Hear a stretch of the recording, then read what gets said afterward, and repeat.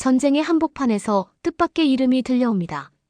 태국군이 한국산 T-50 전투기로 우리를 폭격하고 있다.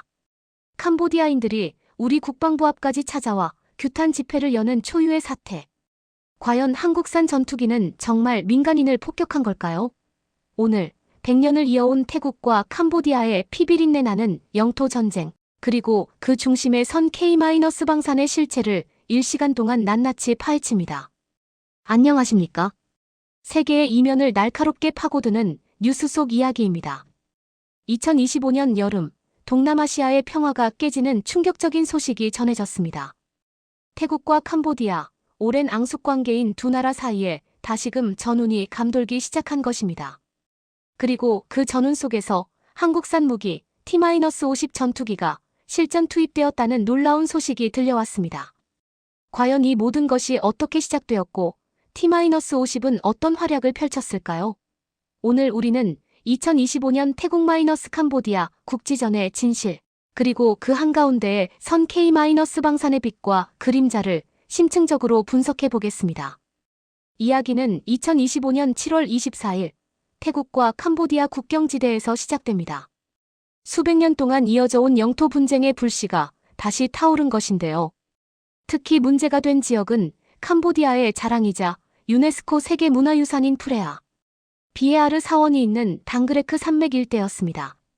이곳은 단순한 영토를 넘어 양국의 자존심과 역사가 얽혀있는 민감한 곳이죠. 초기에는 국지적인 무력 충돌에 불과했지만 분쟁은 예상보다 빠르게 확대되었습니다. 양측은 서로를 향해 포격을 가하고 소규모 지상군 병력을 동원하여 영토 점령 및 탈환전을 벌이는 등 긴장 수위는 최고조에 달했습니다. 그리고 12월 상황은 걷잡을 수 없이 악화되었습니다. 국지전은 전면전 양상으로 확대되며 양국 국민들에게 깊은 상처를 남기기 시작했습니다. 이 와중에 2025년 12월 24일 크리스마스 이브에 충격적인 뉴스가 전 세계로 타전됩니다. 태국 공군이 캄보디아 바탐방주 반환 지역을 공습하면서 한국항공우주산업, 즉 KAI에서 제작한 T-50TH 골든 이글 전투기를 실전에 투입했다는 소식이었습니다. T-50은 훈련기로 알려져 있는데 과연 실전에서 어떤 역할을 했을까요? 그리고 이 소식은 왜 한국에까지 큰 파장을 불러왔을까요? T-50 골든 이글, 한국의 기술력으로 탄생한 초음 속 고등훈련기입니다. 본래 조종사 훈련을 목적으로 개발되었지만 그 뛰어난 성능과 확장성 덕분에 경공격기로도 활용이 가능하도록 설계되었습니다. 태국은 2015년부터 T-50을 도입하기 시작하여 2024년까지 총 14대를 인수했으며 2028년까지 2대를 추가로 도입할 예정이었습니다. 태국 공군의 주력 훈련기이자 유사시 경공격기로서의 역할을 수행하도록 꼼꼼하게 준비되어 있었던 것이죠. 크리스마스 이브, 태국 공군의 T-50TH 편대가 캄보디아 상공을 가르고 날아올랐습니다. 그들의 목표는 캄보디아 군사 목표물이었습니다. 그리고 임무를 성공적으로 수행했습니다. 태국 국방부는 T-50TH가 놀라울 정도로 정확한 공습을 가했으며 베테랑 조종사들로부터 뛰어난 기동성과 정밀 타격 능력에 대한 극찬을 받았다고 발표했습니다. 훈련기가 아닌 어엿한 경공격기로서의 실전 능력을 전 세계에 입증한 순간이었습니다.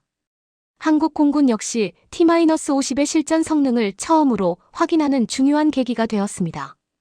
우리의 기술력으로 만든 전투기가 실제 전쟁터에서 그 위력을 발휘한 것입니다. 하지만 이 소식은 한국에서 예상치 못한 파장을 불러왔습니다. T-50TH의 실전 투입 소식이 알려지자 국내에 거주하는 캄보디아인들이 대한민국 정부를 향해 규탄 시위를 벌이기 시작한 것입니다. 한국이 판매한 무기가 우리 조국을 침략하는 데 사용되었다. 그들의 목소리는 절규에 가까웠습니다. 그들은 한국이 훈련용으로 수출한 방산품이 공격용으로 오남용된 태국의 행위를 규탄해야 한다고 주장했습니다. 한국 정부의 책임론까지 제기되며 논란은 걷잡을 수 없이 커졌습니다. 과연 T-50은 캄보디아인들의 주장처럼 민간인을 폭격한 걸까요?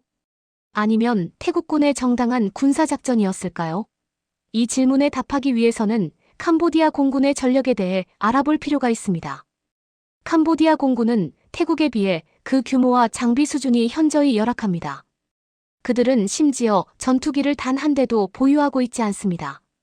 2010년 이후로 미그-21비스 전투기들마저 모두 퇴역시켰으며 헬리콥터와 수송기 위주의 전력을 가지고 있을 뿐입니다.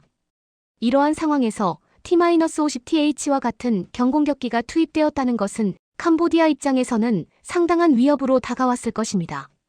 하지만 태국 공군의 발표와 당시 보도된 내용을 종합해 볼 때 T-50TH의 공습은 군사 목표물에 한정되었던 것으로 보입니다.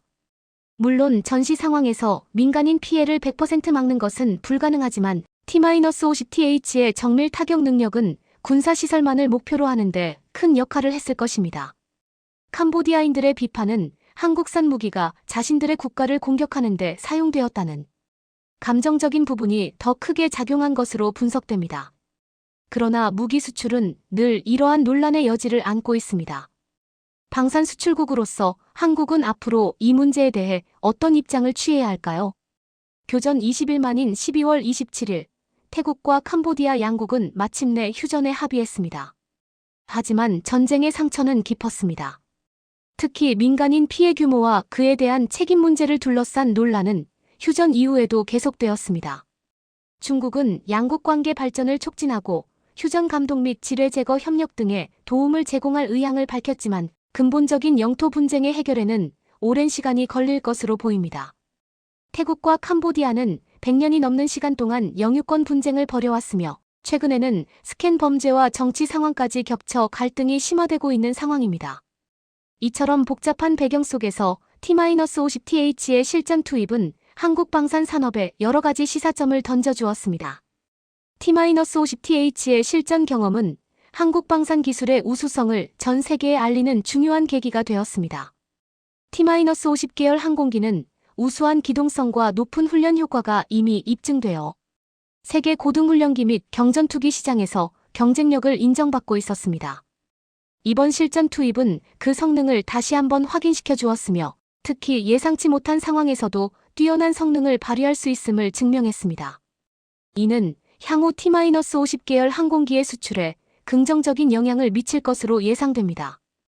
이미 폴란드, 인도네시아 등 여러 국가에 수출되어 호평을 받고 있는 T-50은 이번 실전 사례를 통해 더욱 강력한 판매 포인트를 갖게 된 것입니다. 하지만 동시에 K-방사는 윤리적인 딜레마에 직면하게 되었습니다.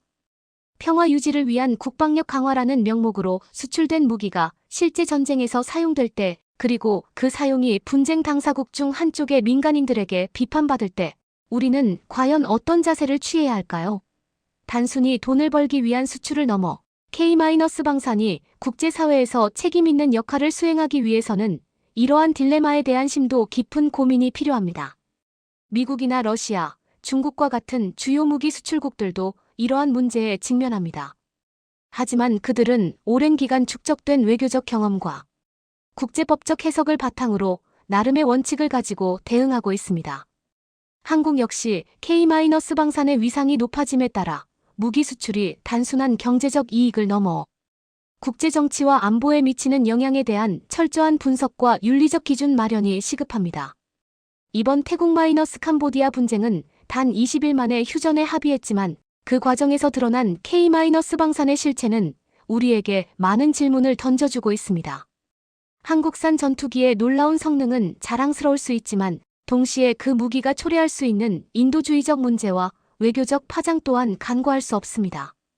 단순히 무기를 파는 것을 넘어 국제사회의 평화와 안정을 위해 K-방산이 어떤 역할을 해야 할지 깊이 고민해야 할 시점입니다.